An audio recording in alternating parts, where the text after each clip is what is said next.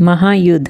दरवाज़ा बंद था, लेकिन ऊंचे स्वर में होते वाक्य युद्ध से लगता था किसी भी क्षण हाथापाई शुरू हो जाएगी। जब अधिक बर्दाश्त नहीं हुआ तो काजल दरवाजे पर दस्तक देने के लिए उठी, पर विशाल ने उसे पीछे खींच लिया। फिर समझाते हुए कहा, एक तो यह रोज की बात है, दूसरे यह पति पत्नी का आपसी मामला है। तुम्हारे हस्तक्षेप करने से बात बिगड़ सकती है। लेकिन विशाल, यह कब तक चलेगा? काजल ने हताश होकर कहा। पता नहीं, विशाल ने सिर हिलाते हुए कहा।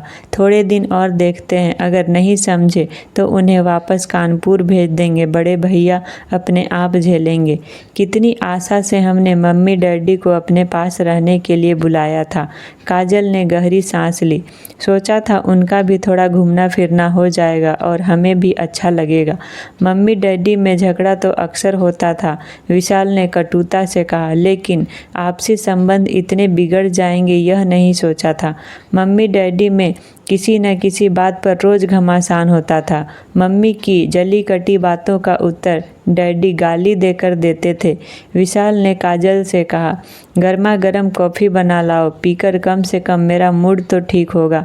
काजल कॉफ़ी लाई तो विशाल ने दरवाजे पर दस्तक दी। लगभग 1 मिनट के बाद डैडी ने दरवाज़ा खोला और घूर कर देखा। लीजिए डैडी, गर्मा गर्म कॉफ़ी, आप शांति से पीजिए, विशाल ने मम्मी से कहा। आगे का प्रोग्राम ब्रेक के बाद। विशाल अक्सर मम्मी डैडी को बतौर मनोरंजन कुछ न कुछ कह कर हंसाता रहता था, लेकिन आज दोनों बहुत गंभीर थे। दोनों पर कोई असर नहीं हुआ। एक दिन मामला बहुत गर्म हो गया। मम्मी डैडी का स्वर बाहर तक सुनाई पड़ रहा था। मैं 1 मिनट इस घर में नहीं रह सकती, मम्मी ने ऊंचे स्वर में कहा। मैं हमेशा के लिए छोड़कर चली जाऊंगी। मैं तुम्हारे हाथ जोड़ता हूँ, डैडी ने क्रोध से कहा। मेरा पीछा छोड़ दो, मुझे कौन सा साथ रहने का शौक है, मम्मी ने भी क्रोध से कहा। लड़ाई चरम सीमा पर पहुंच गई थी। काजल और विशाल माथा पकड़कर बैठ गए। मैं भैया को फ़ोन करता हूँ, विशाल ने दृढ़ता से कहा। आएँ और तुरंत ले जाएं। नहीं विशाल, उन्हें क्यों परेशान करोगे? तुम ठीक कहती हो, विशाल ने सोच कर कहा। एक कोशिश और करते हैं। मम्मी डैडी के लिए मनोरंजन का कोई रास्ता ढूंढना होगा, शायद बात बन जाए। काजल ने सहमति में सिर हिलाया और हंस पड़ी। मम्मी, विशाल ने कहा, आप तो कभी बहुत पिक्चर देखती थी, अब क्या हो गया? मम्मी ने गहरी सांस छोड़ते हुए कहा। कोई साथ हो तब ना। मैं 2 टिकट ले आया हूँ, तैयार हो जाओ। डैडी को भी बोल कर आता हूँ। मम्मी को पिक्चर देखने का बहुत शौक था। पिक्चर हॉल ज़्यादा दूर नहीं था, फिर भी विशाल ने रिक्शा करके दोनों को उस पर बैठा दिया। थोड़ी देर में मम्मी डैडी सिनेमा देखने जा चुके थे। उनके जाने के बाद विशाल ने पूछा, हम कौन सी पार्टी में जा रहे हैं? कोई पार्टी नहीं है तो क्या हुआ? काजल ने हंसते हुए कहा। अब चलो चलते हैं। तुमने कहा था ना एक बार कि कैलिफोर्निया में चाइनीज़ खाना बहुत अच्छा मिलता है। यहाँ पर अभी अभी एक नया रेस्टोरेंट खुला था और अपने स्वादिष्ट खाने की वजह से जल्द ही बहुत मशहूर हो गया था। जब मम्मी डैडी घर आए तो बहुत प्रसन्न थे। आदत के अनुसार मम्मी फिल्म की कहानी सुनाने लगी और डैडी अपनी टिप्पणी दे रहे थे। विशाल और काजल ने राहत की सांस ली। अब तो विशाल हर 10-15 दिन में किसी नई फिल्म के 2 टिकट ले आता था। मम्मी डैडी जितना खुश होकर जाते थे, उससे अधिक प्रसन्न होकर लौटते थे।